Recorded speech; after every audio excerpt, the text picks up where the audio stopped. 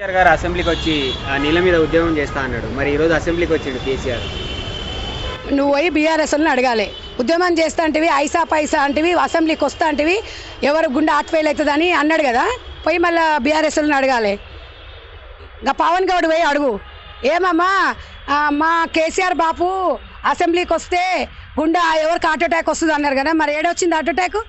మరి ఏమైందమ్మా, ఏం చేసిండమ్మా, వచ్చి సంతకం పెట్టిండు, మరి పోయిండు ఏందమ్మా అని అడగయ్యా. మమ్మల్ని అడిగితే మేము ఏం చెప్తాం? మేము ఆ రోజే చెప్పినాం, మేము ఆ రోజే చెప్పినాం ఆయనకి. ఏం చెయ్యడు, పెన్షన్ కోసం సంతకం పెట్టి పెన్షన్ తీసుకొని పోతాడు, అంతకుమించి ఏం చేయడు. ఇవాళ పాడి కౌశిక్ రెడ్డి కానీ కేటీఆర్ కూడా ఇవాళ రేవంత్ రెడ్డి గారి ముఖం చూడకుండా పక్కకి వెళ్ళిపోయారు. అంటే వీళ్ళకి రాజ్యాంగం అన్న అసెంబ్లీ అన్న ఎంత శ్రద్ధ ఉంది, తెలంగాణ ప్రజలు కూడా చూస్తున్నారు. వాళ్ళ గురించి ఎంత తక్కువ మాట్లాడుకుంటే అంత మంచిది. వాళ్ళ అభివృద్ధి లేదు, ఏమి లేదు, పార్టీ లేదు, సిద్ధాంతం లేదు, ఏం లేదు. ఇవన్నీ మాట్లాడతా తప్ప ఏం చేసేది లేదు.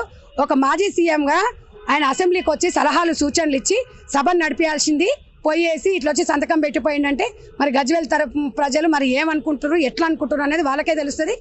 నేను ఒకటే చెప్తున్నా, కేసీఆర్ గారు నిజమైన టోటల్ ప్రజాస్వామ్యంలో అట్టర్లీ ఫెయిల్ ఒక లీడర్ అయితే కాదు. ఓడిపోయినప్పుడు ప్రజలలో ఉండేటోడే లీడర్. కేటీఆర్కి అహంకారం, అహంకారము. ఈ పాడి కౌశిక్ రెడ్డి కానీ వీళ్ళకి కానివ్వండి, ప్రతిపక్ష హోదాగా మేము కల్పించినాం, అయినా కూడా ఎవరు నీళ్ళ ఉద్యమం చేస్తాను అని చెప్పి చెయ్యమనయ్యా. ఏ ఉద్యమం చేస్తాడు చేయమని ఎందుకు పోయిండు? మళ్ళా సంతకం పెట్టి ఎందుకు పోయిండు? మేము వద్దన్నామా? అవురే పెట్టండి అయ్యా, పెట్టినప్పుడు మాట్లాడదాం.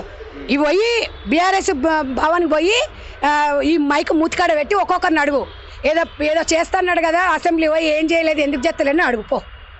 పోయి అడుగు, మేము అడిగితే ఏం చెప్తాం? హరీష్ రావు మరి సింగరేణి గురించి కూడా మాట్లాడిండు. ఉద్యోగస్తులకు అక్కడ నుంచి డబ్బులు తెచ్చుకొని మీరు ఎంజాయ్ చేయడం తెలుసు, కానీ ఏం ఎంజాయ్ చేసినాం? ఏమన్నా 3,000 కోట్లు ఏమన్నా మేమేమన్నా లబ్బర్ చెప్పులతో వచ్చినాం? 3,000 కోట్లు వేసుకున్నాం, వాడుకున్నామా? వాడుకున్నాం చూపించమని చెప్పుర్రి, ఉట్టి మాటలు కాదు. ఏం ఎంజాయ్ చేసినాం? ఇలా దాంతో మేమేమన్నా ఫ్లైట్లు కొనుక్కున్నావా? ఇగో వాళ్ళు 100 చేసిరు. ఈ ఫుట్బాల్ అనేది విద్యార్థుల కోసము, మన తెలంగాణ రాష్ట్రం కోసం చేసిన తప్ప వాళ్ళు మాట్లాడిన మాటల గురించి వేస్ట్. ఇది ఇట్లాంటి మాటలు మాట్లాడి ఈ తెలంగాణ ప్రజలు దీనివల్ల ఉపయోగం ఏం లేదు. వాళ్ళు చేసిన 8 లక్షల కోట్ల అప్పులో ఇలా వాళ్ళు తిన్న వాళ్ళ దోపిడిలో ఇది ఒక చారణ వంతు కూడా కాదు. ఒక మెస్సీ తెలంగాణ రాష్ట్రానికి వచ్చిందంటే అందరము గర్వంగా ఫీల్ అవుతాం.